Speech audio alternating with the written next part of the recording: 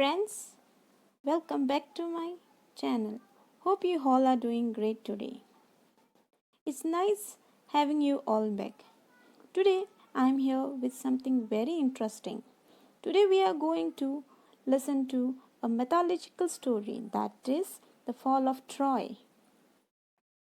The fall of Troy is an ancient Greek mythological story written by a great epic writer Homer. This story is taken from Iliad.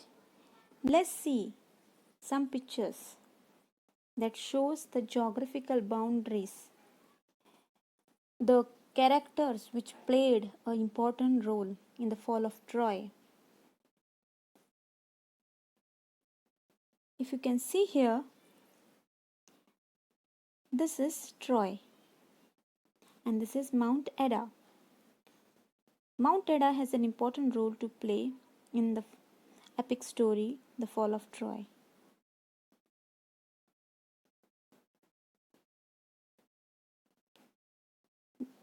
This is the wall of Troy. Troy was surrounded by big, long, tall walls. If you can see here, these are the kind of walls during ancient Greek time they built to protect their empire from the enemies. Here we have two seas, Aegean Sea and a Black Sea. This too has also important role. This is the sea where the trade routes was taking place due to the kingdom in Troy.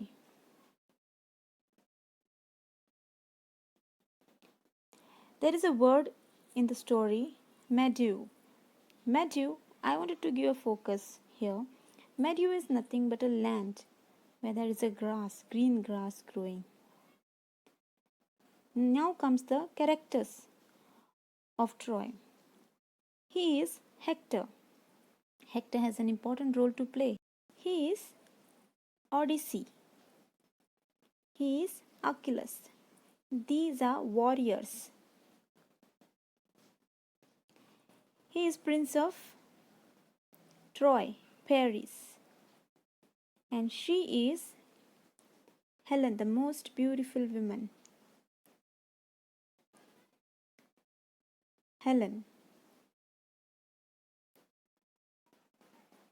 This one is Mandalus. He is husband of Helen. This has a very important role. This is an horse. We are going to learn about him when we are going to read our story. Let's begin.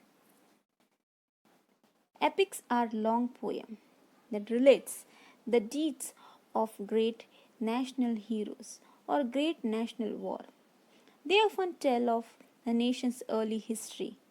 They may be composed and sung or recited for many years before they are actually written down.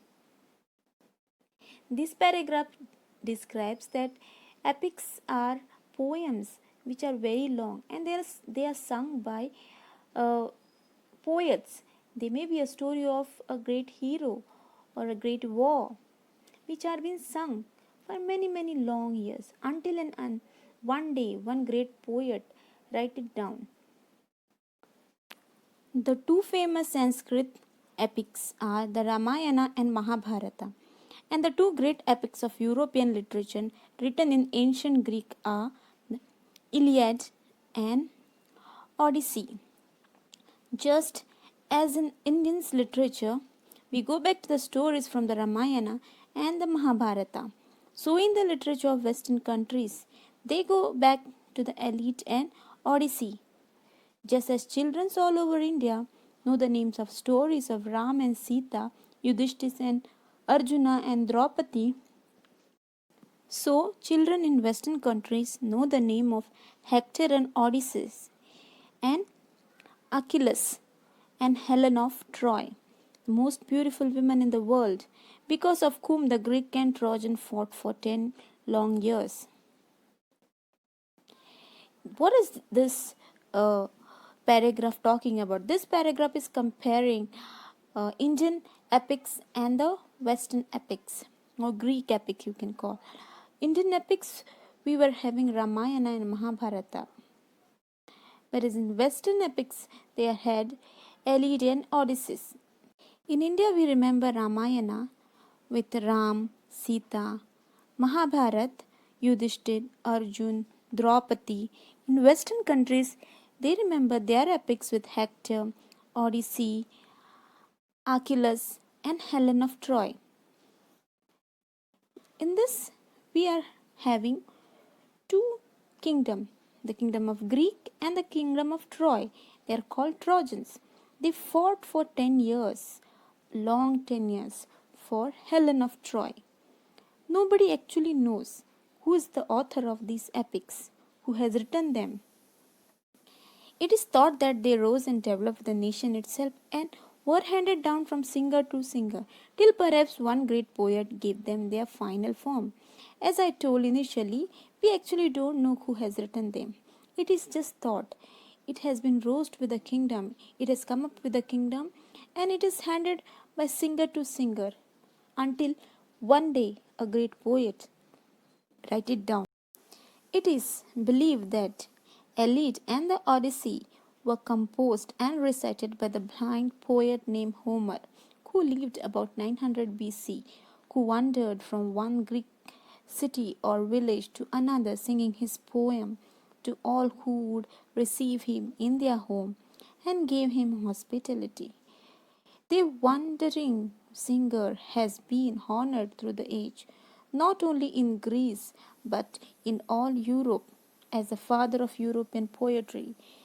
This paragraph talks about that it is believed that this two great epics, Iliad and Odyssey, has been written by a blind poet called Homer who lived around 900 BCE. He wandered from one place to another and he sang this poem to those who gave him hospitality, that is, who let him stay for a day, a night, and gave him food. He is known as father of European poetry. Iliad is the story of Ilium or Troy, a rich trading city in Asia Minor, near the narrow sea that leads from Aegean to Black Sea, as it was well situated both for commerce and agriculture. In front of the city was the sea over which sailed the ship of Troy, carrying goods and grains. At the back rose the high peak of mountain Edda, from which flowered many river and stream. The valley among the hills were well watered, fertile, with corn growing in fertile field and cattle feeding on the rich grass of the meadow, while sheep fed on the slope of the hill. As I showed you the picture earlier, Elid is a story of Troy. The Troy is somewhere situated here and it is surrounded with a land in the upper side where the left and the right it is having sea, and this plays an important role for it trading. So a lot of trading used to have, and because of this there were a lot of grass and there was mountain, and they were having a good fertile soil. Round their city the Trojan had built a strong wall so that no enemy should attack them from the sea. The wall was so broad that people would stand and sit and walk on it. The great gate stood open, and people could go to the seashore outside and came in as they pleased. But in the time of war, the gate would be closed, and then the city was like a strong fortress, quite safe from all attack, protected by the walls surrounding it as well as the hill behind. Troy is well protected by the walls that kings have built. No enemy can fight them because of these walls. The walls are so long, so tall, that people of Troy used to walk on it, sit on it, and they can come out. There was a main big gate where they come out, they be in the sea, spend their time, and come inside back to their kingdom. And when there is a war, this door is closed. It creates an secure area. So they are sealed, and no one, no enemy can fight them.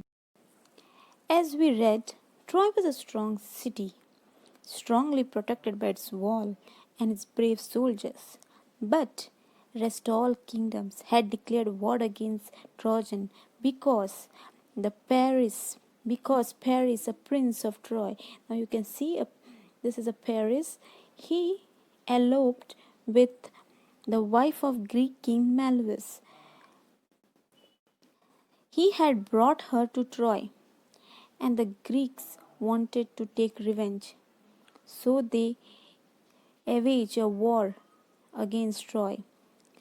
And this siege continued for 10 long years. Can you imagine?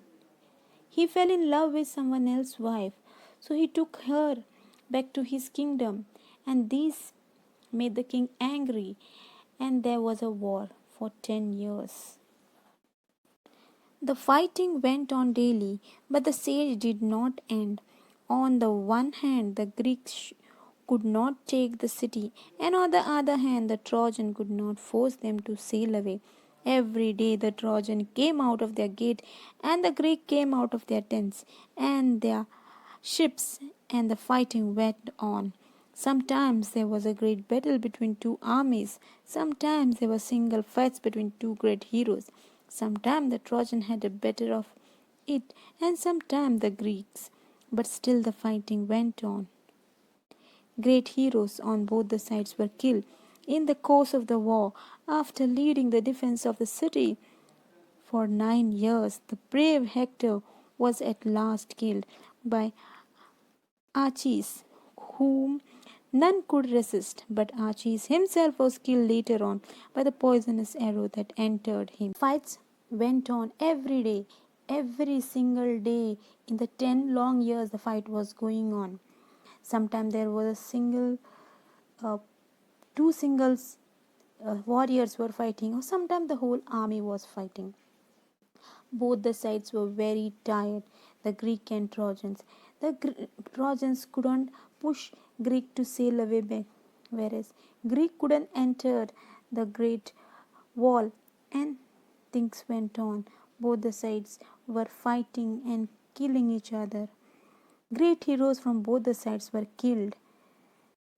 Hector was killed by Achilles, who was a great in himself. No one could resist him. But later he was also killed by the poison arrow that entered his heel, the only part of the body where he could be wounded. Later, Paris himself was killed also by poisoned arrow. Trojans were tired of being shut up in their city, and the Greeks were longing to see their home again. But still the fighting went on. Great heroes were killed in both the sides. Now this lover boy, Paris, he himself was killed. Still the fighting was going on from the both the side. Both were tired. Both wanted to have a rest. Both wanted to go back to their loved one. But the fighting was still going on.